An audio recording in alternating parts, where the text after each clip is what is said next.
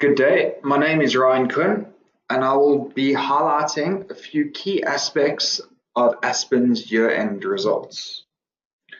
Looking at our recommendation, we came to this recommendation via the following.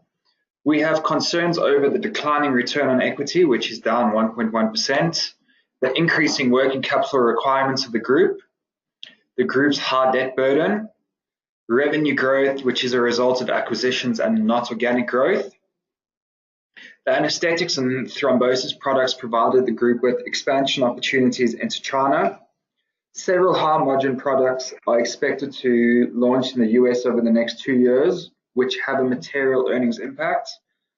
The majority of the group's earnings are not in rand, therefore exposure to foreign currency volatility increases the forecast risk.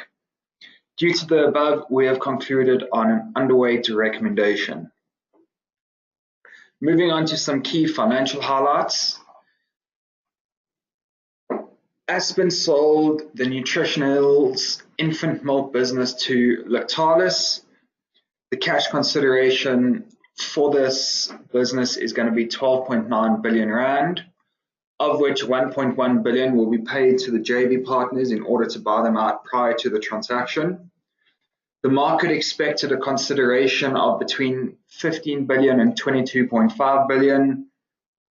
Confirmation of the sales price resulted in a downward valuation adjustment of between 5 rand per share and 21 rand per share.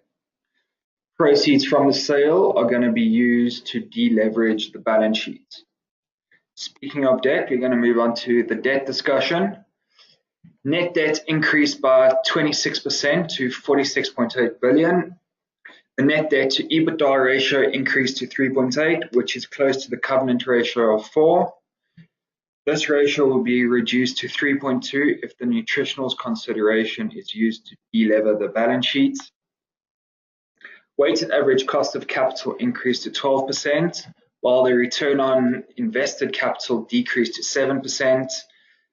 This leaves a negative 5% economic value add, which indicates investments are not generating sufficient earnings to recover the cost of capital used. Our earnings, Aspen delivered a subpar set of results for year ending June 2018 with a weaker half year 2 than half year 1. Revenue increased by 3% to 42.6 billion for the year. Revenue was up 2% in H1 and down 5% in H2 when comparing to the prior year. Revenue missed analyst estimates by 4%, while earnings per share missed estimates by 7%, and they declared a final dividend of 315 cents per share. Due to all of this, there was a significant decrease in the share price on publication of their full year results.